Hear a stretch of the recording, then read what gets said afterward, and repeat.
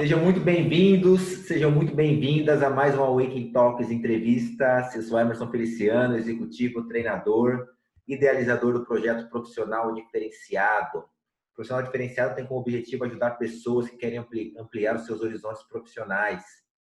Se você quiser saber um pouco mais sobre esse projeto, me segue lá nas mídias sociais. Mas hoje eu quero falar essencialmente do Awakening Talks. O Awakening Talks é um projeto onde pessoas contam histórias de superação. Muitas vezes discutindo propósito, muitas vezes discutindo despertares. Então, se você tiver curiosidade, acesse as plataformas e mídias sociais do Awakening Talks, porque não tenho dúvidas que tem várias histórias que podem te inspirar, podem e vão te inspirar. E hoje, nesse Awakening Talks entrevistas, eu estou com uma pessoa muito especial, mas muito especial, porque no final das contas eu vou usar aqui da minha vulnerabilidade. No final das contas, ela foi a primeira pessoa que eu convidei para falar desse assunto, justamente para testar esse modelo de entrevistas. E quando eu falei com ela, eu vi que era uma das pessoas mais sensíveis a esse tema que eu conhecia. E aí a gente resolveu repetir essa entrevista do modo para valer. Não é Carol ou Ana, mas nada melhor do que você para se apresentar aqui para essa audiência do pessoal do Awakening Talks. Bom, eu acho que... Bom, primeiramente, oi para todo mundo, né? Muito prazer. Já vou explicar quem eu sou, mas uma coisa é quando não tá gravando e outra coisa é quando tá gravando, né? Tenho mais medo de câmera que de gente, para te falar a verdade. Mas vamos lá. Meu nome é Ana Carolina, para quem não me conhece, podem me chamar de Ana ou de Carol. Eu geralmente digo que eu tenho essa síndrome de dupla personalidade, meu irmão sabe, né? Porque minha família toda me chama de Carol e o resto do mundo me chama de Ana. Já Então, falou para todo mundo que somos irmãos, hein, meu? Ah, meu Deus, não era para contar? Ah, já tá contando, porque tá aqui, ó, Emerson Feliciano e Ana E Ana Feliciana. Feliciano. Então, turma, antes da Carol continuar, esse aqui, mais do que uma entrevista, é um bate-papo de irmãos sobre vulnerabilidade e o seu poder. No final, eu tô aqui o mais vulnerável, quase 40 anos de idade, aprendendo com uma moça de 24 anos de idade. Acho que a gente sempre está aprendendo, né? Eu costumo dizer que eu sou a pessoa que está eternamente em busca do sentido das coisas. E a gente só consegue descobrir o sentido nessa troca, né? Nessa interação, nesse compartilhamento. Bom, eu sou a Ana Carolina, ou Carol, se vocês quiserem me chamar. Hoje eu lidero o time de pessoas e cultura do Nave à Vela, que é uma startup de educação, que basicamente, através do Maker, a gente leva aprendizagem mais exploratória e mão na massa para as escolas, muito focado ali na autonomia do aluno, principalmente para que eles possam usar a tecnologia para poder criar projetos com mais propósito e serem agentes de transformação no futuro, né? Eu atuo há 4 anos com RH, gente de gestão, pessoas de cultura, seja lá o que as pessoas queiram chamar. Sou graduada em Relações Públicas, pós-graduada em Gestão Estratégica de Pessoas e costumo dizer que os 2 momentos mais importantes da nossa vida é quando a gente nasce e quando a gente descobre o porquê, né? Eu acho que conversas como essa nos estimulam a essa eterna descoberta do porquê, né? Na interação que a gente descobre quem a gente é. Acho que é por isso também que eu escolhi trabalhar com o RH, né? Acho que é nessa interação que eu me desenvolvo, me descubro a partir do outro, né? Então, é muito a respeito disso. E aí, acho que o desenrolar e quem é a Ana, o que eu acho, enfim, a gente pode ir trocando, né? Conversando. É engraçado me apresentar para você que você já me conhece, né? Mas não é para mim, é para essa Pra turma essa toda, para galera essa toda. turma toda aqui que está assistindo a gente no Awakening Talks entrevista. Cara, para mim, um tema novo, vulnerabilidade e seu poder. E eu falava esses dias com colegas que sempre que eu penso em vulnerabilidade, sempre que eu pensava em vulnerabilidade, vinha na minha mente pensamentos que eram associados à fragilidade, à fraqueza, algo desse tipo. Até assistir aquela fatídico TED da Brené Brown, que emociona todo mundo, sendo que você assiste, te dá um acalanto no coração, onde ela fala sobre o poder da vulnerabilidade. E aí, partindo desse princípio, Carol, para você, se colocar vulnerável é um poder, por quê? Depende. Depende do que a gente entende como poder, né? Se a gente está falando de poder, de superpoder, como um super-herói, eu acho que não. Porque eu acho que ser vulnerável é uma capacidade essencialmente humana.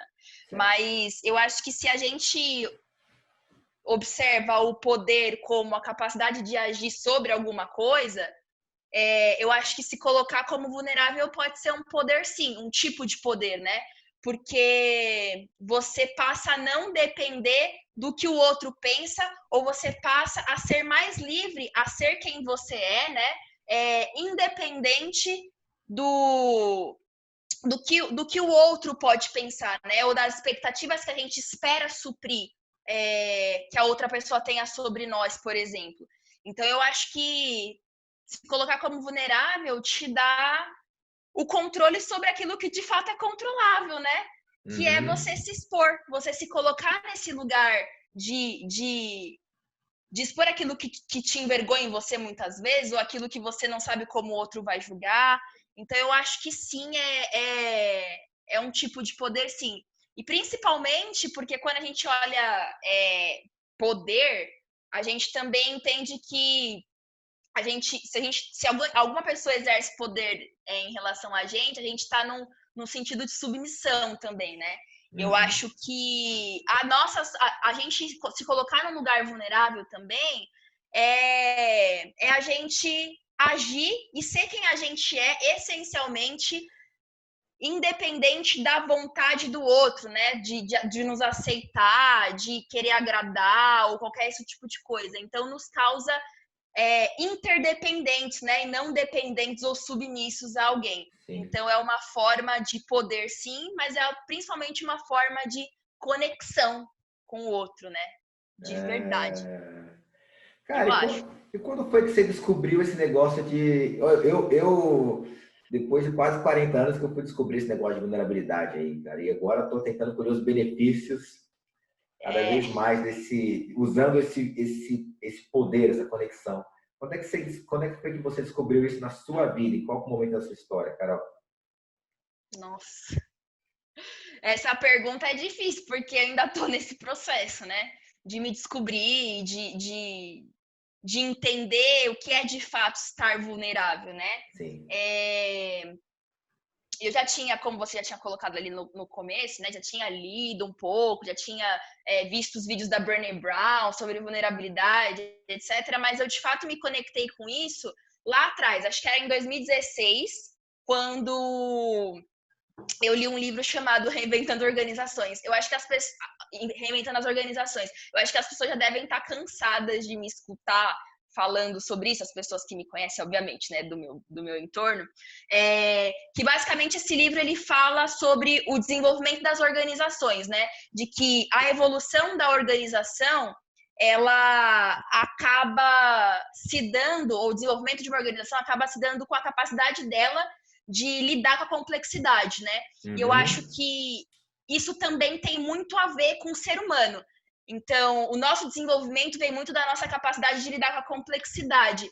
E esse processo me fez entender que as organizações que levam em consideração as relações, a construir junto com as pessoas, né, esse espaço de confiança, para que as pessoas possam expor quem elas são, para que elas possam levar tudo que elas são para aquele lugar do trabalho, né, porque a gente é um ser humano só, embora a gente insista em separar o profissional do pessoal, a gente é uma pessoa só, né?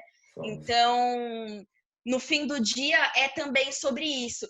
E criar ambientes de confiança tem tudo a ver com se colocar nesse lugar vulnerável, de que você não vai ter todas as respostas, independente da posição formal que você tenha dentro de uma organização, dentro de uma empresa, é entender que você tem muito a aprender com pessoas com menos experiência que você.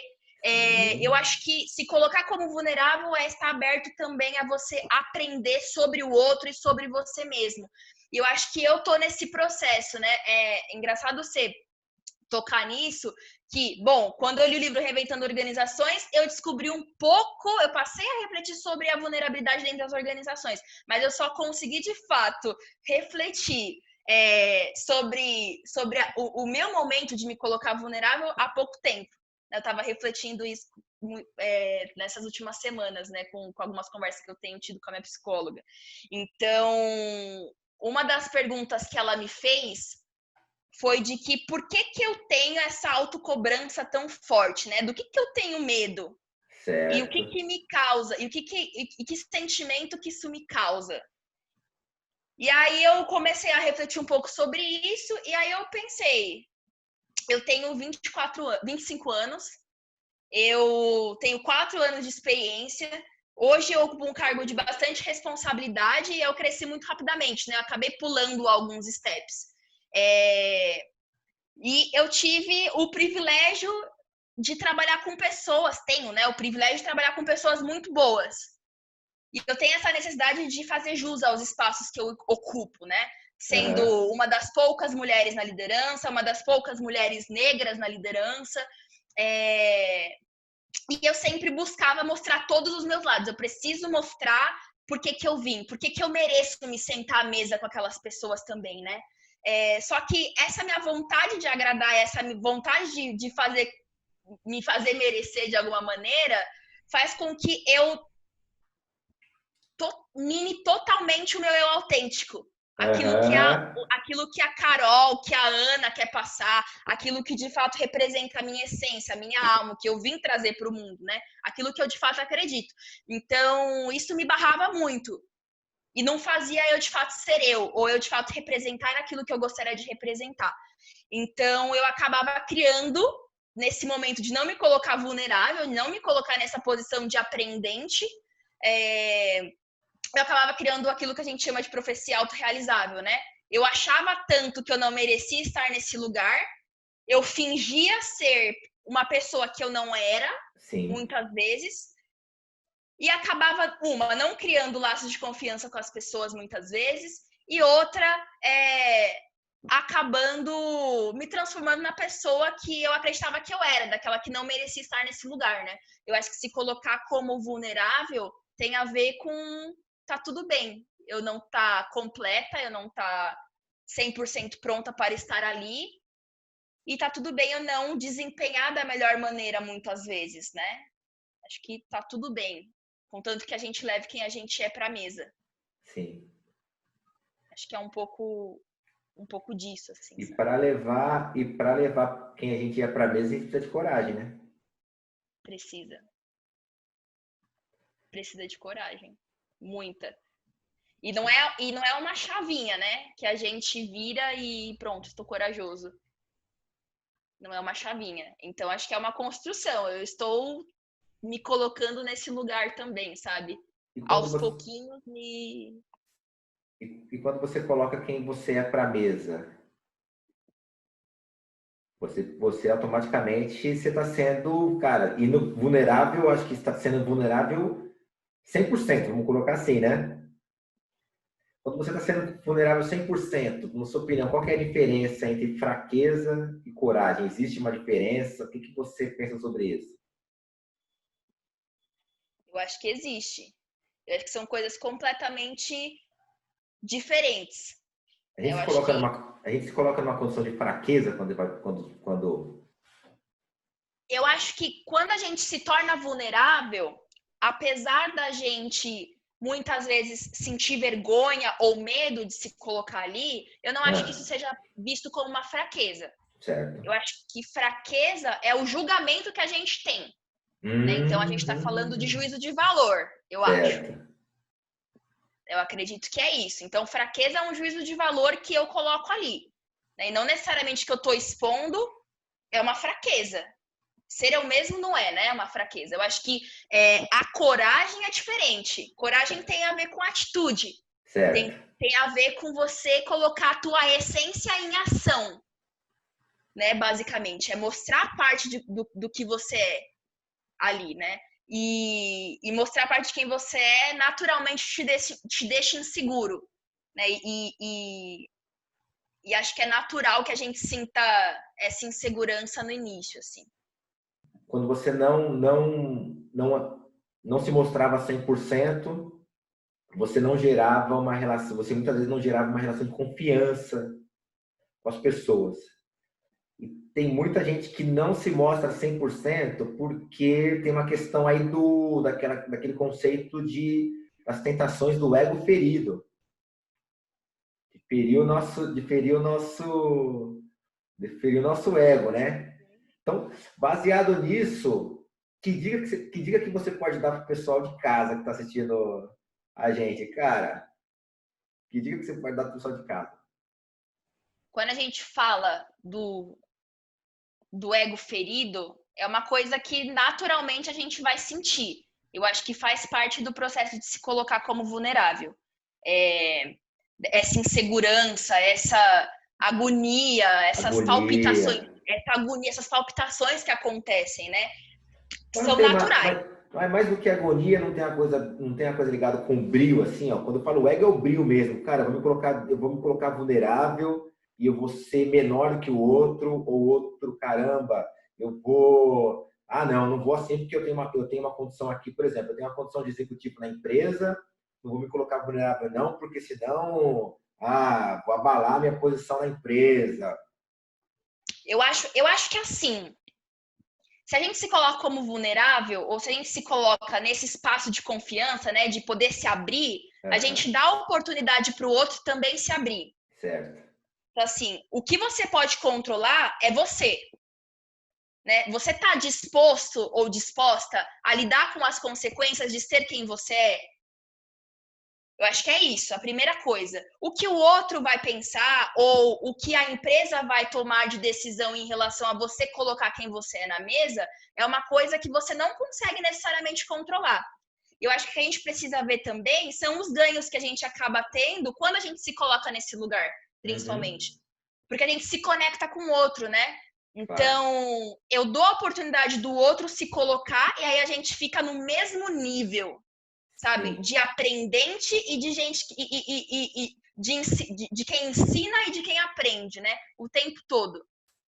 Então, o que eu vejo é que muitas vezes a gente se fecha para a própria descoberta do putz, eu também, né? Aham. Eu pensei que fosse só eu, pensei que eu fosse o único ou a única. Então a gente se sente muito mais pertencente quando a gente se coloca nesse lugar, porque a gente se conecta verdadeiramente com o outro, né?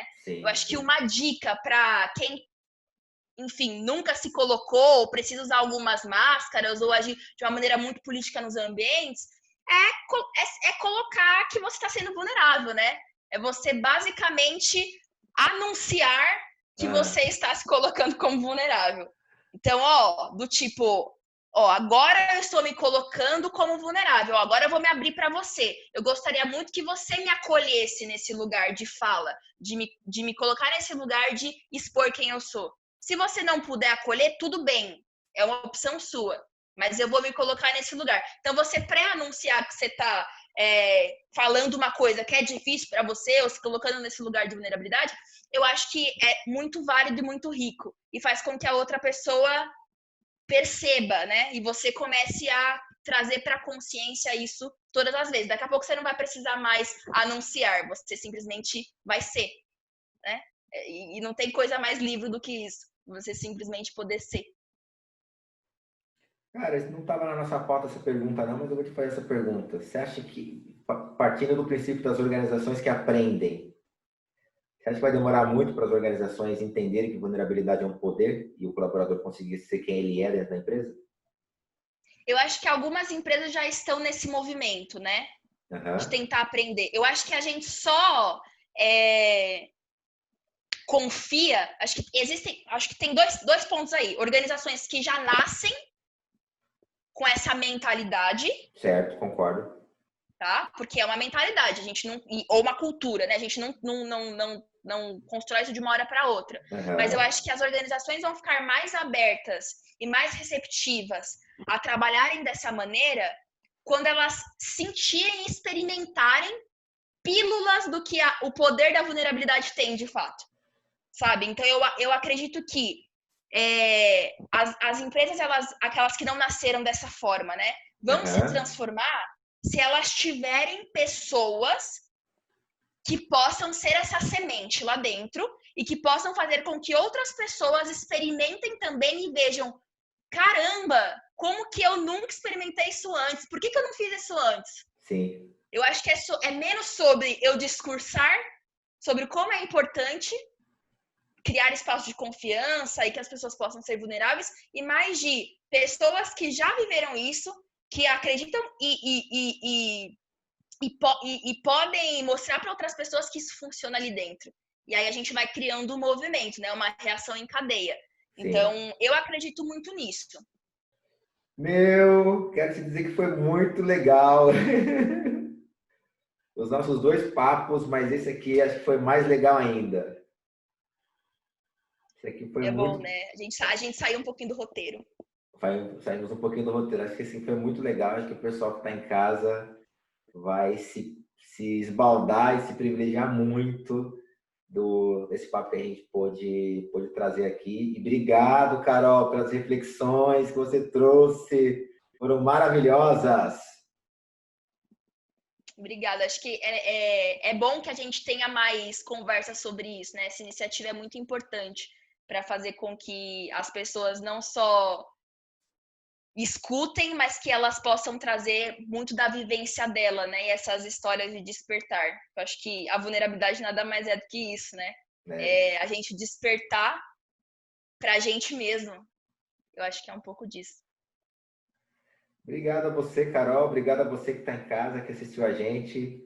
E te espero no próximo, na próxima edição do Awaken Talks Entrevistas. Um abraço.